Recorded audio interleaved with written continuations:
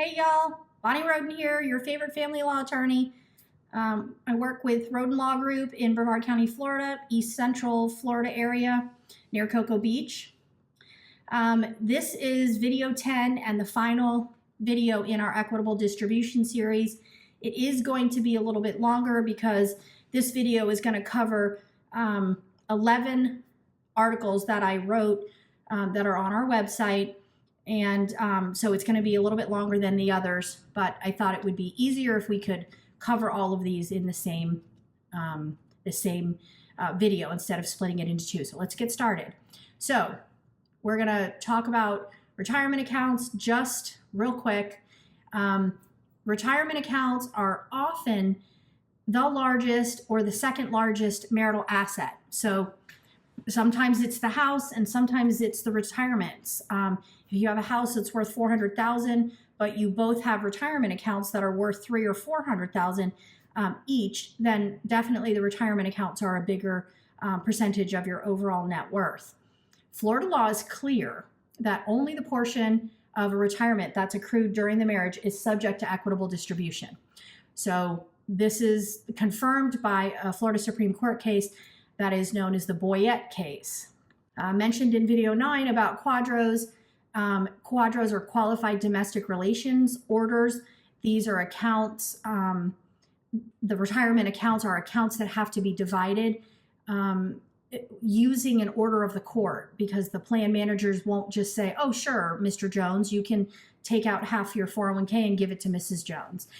Because that would be a taxable event. And the QDROs make the division a non-taxable event, and that's great. When retirement assets are divided, it can be straightforward and very fair. If it's done carelessly, it can result in tax implications or tax load to either one or both of you, or it can fuel post-divorce, so post-final judgment disputes. That goes back into video 9 where we talked about making sure that your agreements are clear and that the instructions for specific performance are included in your final judgment. All right, so we haven't talked yet about enhancement or depletion of marital assets. Florida courts don't just consider what exists in the marital estate. They also look at how the parties treated the assets. So if one spouse increases the value of a marital asset through effort or investment, the court may grant them a greater share. So that's called enhancement. So if you're managing a portfolio and you do really well, you could ask for a higher percentage than 50-50 for an equitable division based on your enhancement. If you have a rental property and you're the guy who goes over and mows the lawn and fixes the windows and undoes the plumbing and all the things, then you may be granted a larger percentage of the value because of your marital labor. So on the reverse side, if a spouse misuses marital funds, some common examples would be gambling, an extramarital affair, or draining accounts for crypto is a common, buying risky investments. That can be considered depletion, and that too can lead to unequal distribution, just like enhancement can. The case that we usually refer to for this type of situation is the Amato case, and that's where the Supreme Court held that a spouse that is responsible for dissipation of the assets is going to be assigned that negative impact into their side of the balance sheet. So I say it all the time, you got to document. If you're going through a divorce, you have to keep excellent records. Florida courts will consider intent, timing, and fairness, and your documentation is going to show that that matters. All right, so what about hidden assets or financial misconduct? Kind of goes with depletion and enhancement. So if a party hides income, transfers property, fails to disclose all their bank accounts, they're violating Florida's mandatory financial disclosure rules. That's really serious. So I recently had a case where a gentleman transferred a property that he owned 1/2 with his parents, where the parties lived. He transferred his share of that property to his parents, so the parents owned 100%. And the court found that it was reasonable to value that house and place 50% of the value of the house into the marital net worth and divide that. So he claimed it was a gift, and unfortunately, even with testimony of the various people that owned the house, the court did not choose to rule in his favor. So in the case of Pina v. Pina, that always makes me think of the Nina and the Santa Maria. So in that case, the court emphasized that hiding assets can result in sanctions and a reallocation of the marital estate. So if you think somebody's hiding assets, a forensic accountant and an experienced attorney are essential. A forensic accountant is often more expensive in the terms of a retainer than an attorney is. The last forensic accountant that I worked with for the last 2 cases, $7,000 to walk through the door. So a forensic accountant picks your finances apart, both forwards and backwards, and they will find everything. They are especially helpful when you're talking about businesses, because lots of independent businesses pay for personal expenses through the business, and the forensic accountant can pick that apart and then testify to the court what the actual income of the business is, and therefore what the value is. And remember, settlements, final judgment, either whether you get to a final judgment through a settlement or you get to a final judgment through trial and a court order, the final judgments can be overturned if fraud is discovered later. And fraud has no limitation. So 10 years later, if you find that he owned a house or she owned a fleet of helicopters, or maybe it was just a couple of retirement accounts, if those were not disclosed to the other party, then that is fraud, and usually fraud. You can't hide a fleet of helicopters by mistake. Then the marital agreement or the order can be reopened to have that adjusted. So it's better to find the assets before the judgment is entered, but if you don't, you do have a remedy for fraud. Okay, people always ask me who gets the marital home. This is usually an emotional decision, and sometimes I have 2 people, my client and the other party, both want to keep the house. They can't bear to part with it. And in others, we have 2 parties who say we don't care. In that case, we sell the house. Well, what happens when both parties want to stay in the house? What does the court do? So the court considers several factors, among them the best interest of the children. So if you have children that need to stay in the home and one parent is going to have more timeshare than the other, perhaps you can ask the court to allow that parent to stay in the home until the children graduate. Who can afford the home after the divorce? After you calculate alimony, is the husband going to be able to afford it? And child support, is the husband going to be able to afford it? Is the wife going to be able to afford it? And with one party keeping the house, is there enough in the asset base or a refinance where we can balance the buyout between? So if we have a house worth $500 and the mortgage payoff is $250, well, there's $250 in equity there. If we're doing a pure 50-50 split, that's $125K to each party. So is there something else where you get to keep your whole retirement instead of me taking $125 out of your retirement? I'm going to keep the entire house. Or do I have to refinance in order for me to be able to buy you out of the equity, of your share of the equity in the house? So in that case we mentioned earlier, Ka v. Ka, the court also ruled that if marital funds help to pay down a non-marital home, that appreciation becomes part of the marital estate, even if only one name is on the deed. So how does that work? So I get married to a person who has their own house. It's in their name. Maybe there's a mortgage. Maybe there's not. How does that work? So if there's a mortgage and the mortgage continues to be paid on with marital funds, remember what I said about income in the earlier video.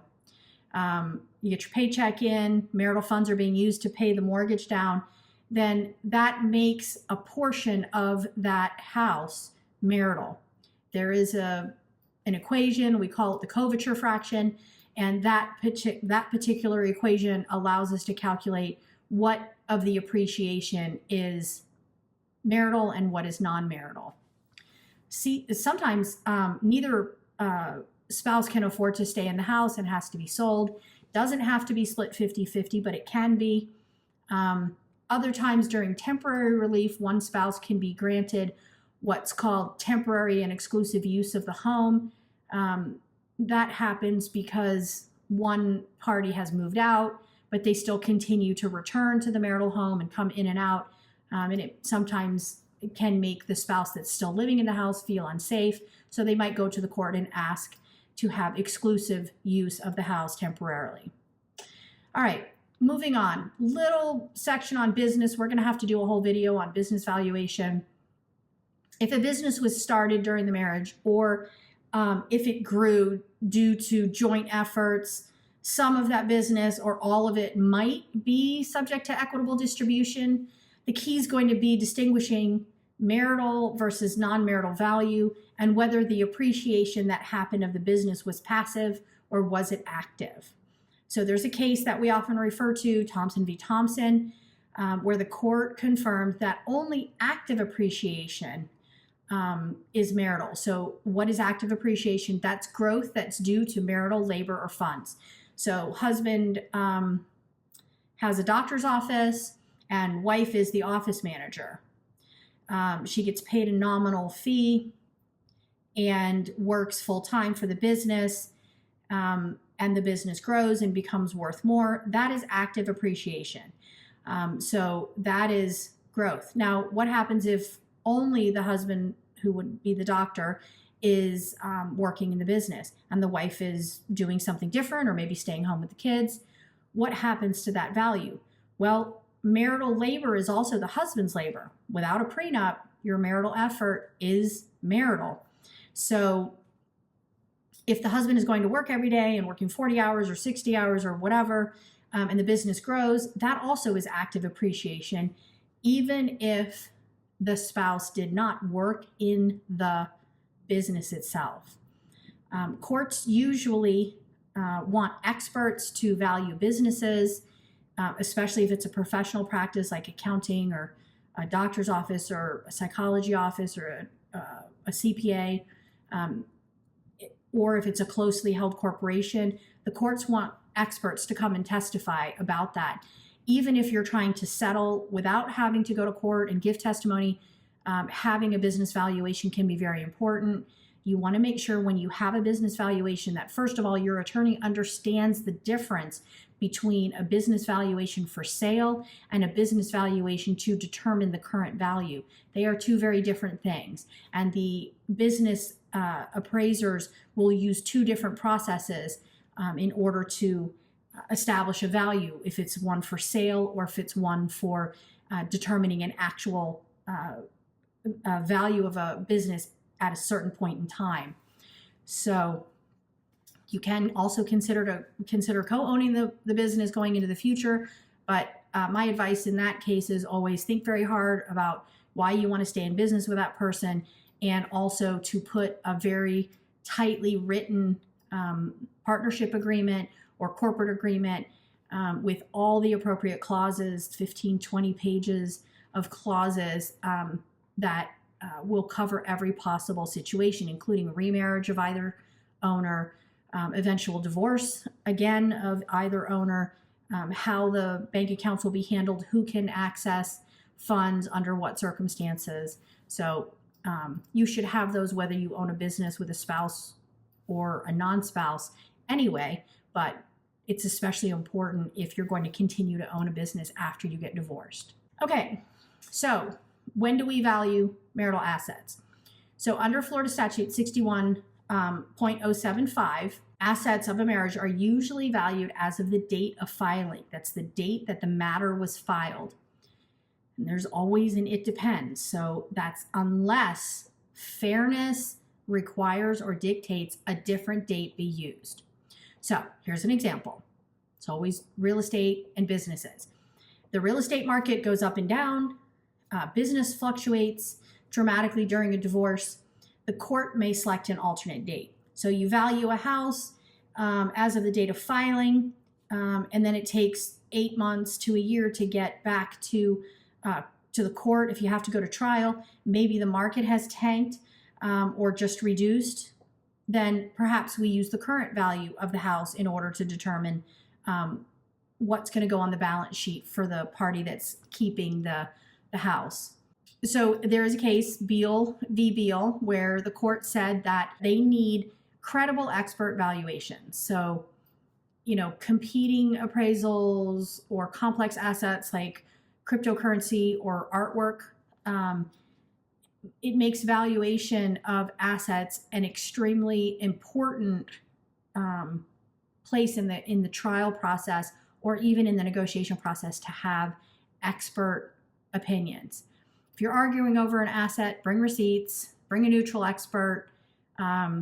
Whether you're going to mediation, maybe you want to wait an extra few weeks or a month to get that valuation done by an expert before mediation so that you can actually have the best chance to settle your entire case. All right, so now that I mentioned the word settle again, let's talk about whether you should settle or litigate property division. So this can be a strategic crossroads for a divorce. Most cases settle. Most of mine settle, and for good reason. Settling gives you more control. It saves time. It keeps a lot of your details private instead of having to lay them out to the court. And it also reduces your overall cost. Trial is not cheap. A typical rule of thumb in determining how much a trial will cost is, here's the math. Say your attorney works at $400 an hour for litigation. So trial day is typically a 10-hour day.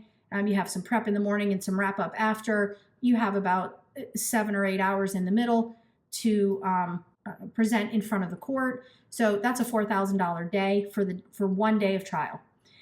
Rule of thumb says for every 1 hour in trial, you're going to have 2 hours out of trial. So you just went from $4,000 to $12,000 for a 1 hour trial.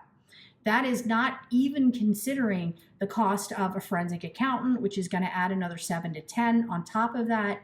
And most cases don't have trial dates that are only 1 day. Most cases are 2 days because each party wants to have a full day to present their evidence on the various issues, especially if it's assets and children.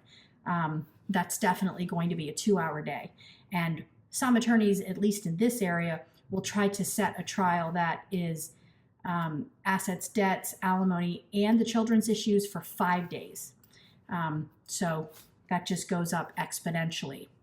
So should you settle your case? Absolutely. Florida courts strongly favor settlement. I was in court this morning and we came to a resolution before the hearing was done, and we asked the court if we could read our agreement into the record, and we did. And then when we were done, the judge actually took the time to say to the parties, this is how it should be done. You should keep control of your settlement process. You should come to an agreement and avoid having to have me, the judge, a stranger, to make these decisions based only on the laws that we're allowed to use. So it was very timely for me to have that happen today. In Griffin v. Griffin, the court enforced a mediated settlement, confirming that agreements are binding when they're clear and when they're voluntary. If your spouse is hiding assets, being unreasonable, refusing to cooperate, litigation may be necessary. Sometimes you just can't avoid it.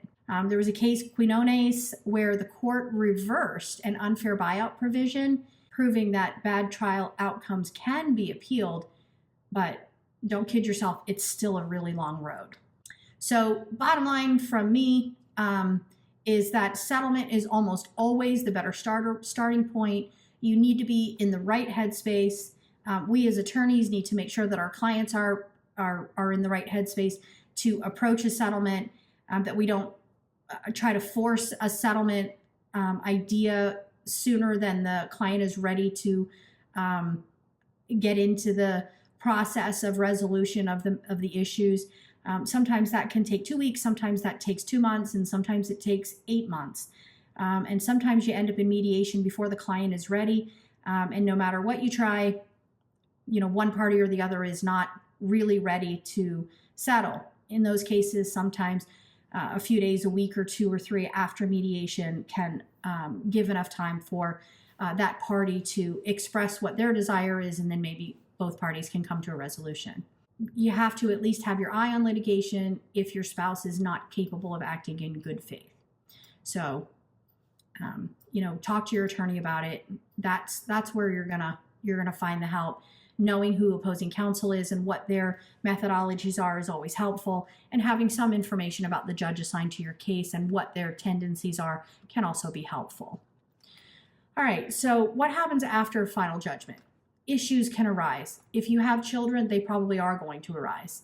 In the case of Mandelco v. Lopresti, the wife was looking for enforcement of her right to a pension, but it was 25 years after the divorce.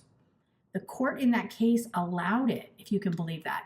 Florida courts recognize that enforcement is different than modification, and old judgments can be enforced when assets like pensions or retirement plans were not properly divided at the time of the final judgment. So if you're unsure whether your judgment was executed or if it's done, don't wait. You just find yourself an attorney to review it, review the judgment, bring your records to show what has been done, and they can help you determine whether or not there's anything left to be divided. All right, the court will allow you on big assets to make a long-term payout. You can make agreements together with the other party in your settlement, anything that is legal. So if the court allows one party to buy out the other one over time, those arrangements, the court will expect them to be reasonable. So in the Evans v. Evans case, it was a 20-year buyout at $150 a month, was reversed. So when the court ordered $150 a month for 20 years, the appeals court, as it went up on appeal, it was reversed. So 20 years at 150 months seems a little low. But also in Thomas Nance versus Nance, the court rejected a prolonged installment plan. So that's 2 cases that say, hey, let's be reasonable. Paying off over 10 or 15 years or 20 years may not be approved by the court or by the appellate court. So make sure any of your financial settlement terms include realistic terms. If the buyout terms are too slow or too vague, you may spend years in court trying to fix them, if you can even fix them. All right, so where does mediation come into this in property division? Mediation is the opportunity, and you'll hear courts and mediators say this all the time. I'm not a mediator, but I hear them say it. This is the time that you have for the two of you to come to some sort of an agreement without having to go before a stranger to make a decision on facts that are going to be limited to only what qualifies as evidence. So mediation itself gives you a little bit of a structure, but a flexible way to come to an agreement. Florida requires mediation in almost all divorce cases, and for good reason. It's private, it's faster, and it's way cheaper than litigation. So in Griffin, again, the case I mentioned earlier, the court confirmed that mediated property agreements, the division agreements, they are enforceable. Mediators are neutral. Mediators cannot give legal advice, and they should not give legal advice. And the attorneys can help the parties negotiate fair terms. Those are the terms or the provisions that go into the settlement document. We always prepare for mediation with several meetings and explanations of the law, and also to find out what, or to identify what the opening position should be. Okay, 2 more topics. This one is post-judgment motion. So after the final judgment comes out, motions and appeals. So sometimes you'll find that a judgment contains an error. All of these cases that I've been mentioning through all of these videos are all representations of where there was an error made, usually not purposeful, but an error of some type, or an omission. So an omission would be when there are supposed to be facts found before a ruling comes out. That would be an error by omitting. So you can file a motion for rehearing or a motion for clarification to address those issues, but they have to be timely. There are very short periods of time for that, and they have to be well documented. Appeals are available, but limited. Typically, the appellate courts defer to the trial court unless the findings were clearly error, unfair, or insufficient. So be proactive during your case. Be proactive all the way through, making sure that you're feeding the information to the attorney, and that you're reviewing the evidence that the attorney is going to be presenting to make sure that you both understand it and assist the attorney in taking out or adding in facts or information or documents that can help your case. Also, if you want a rehearing, you want to appeal, you have to pay for a court reporter to be in the courtroom, and you have to pay for the transcript. Transcripts of trials can be expensive. A 2-day transcript could well be over $2,000 or $3,000, depending on how much time you spent in trial each day. But you have to have a court reporter because you have to have a record. If you happen to be having a trial in front of one of our general magistrates, in those cases, the magistrate hearings are all recorded and can be transcribed if you need it. It also will have a similar price because they're transcribed by a court reporter. All right, so should you litigate or should you settle? We're ending where we began.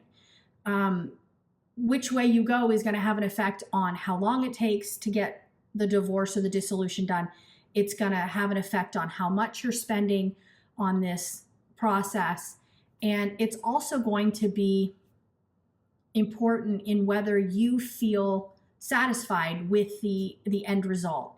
I typically find that when we go to a judge and we ask for the judge to make a decision based on the evidence that's presented, the evidence that we're limited to be able to present, that neither party is happy.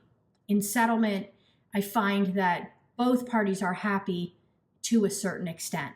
So it's that give and take that happens. Florida courts prefer you to settle. But if you're forced into litigation, the judge is going to have to make detailed findings, use fairness. If you're going to settle, just make sure that your agreement is well thought and enforceable. Prepare before mediation. Don't wing it until mediation and then expect on mediation day you can get everything done, because you can't. Ask your attorney to spend some time prepping you with questions for what they can expect on when you're on the witness stand and they're asking questions, but then also ask them if they can question you as if they are the opposing attorney. You'll see a very different version of your attorney when they're pretending to be adversarial to you. So this is the end of our equitable distribution series of 10 videos. Whether you're starting the divorce process, whether you're already deep into it, I'm hoping that this series has helped give you some information about how equitable distribution works in Florida.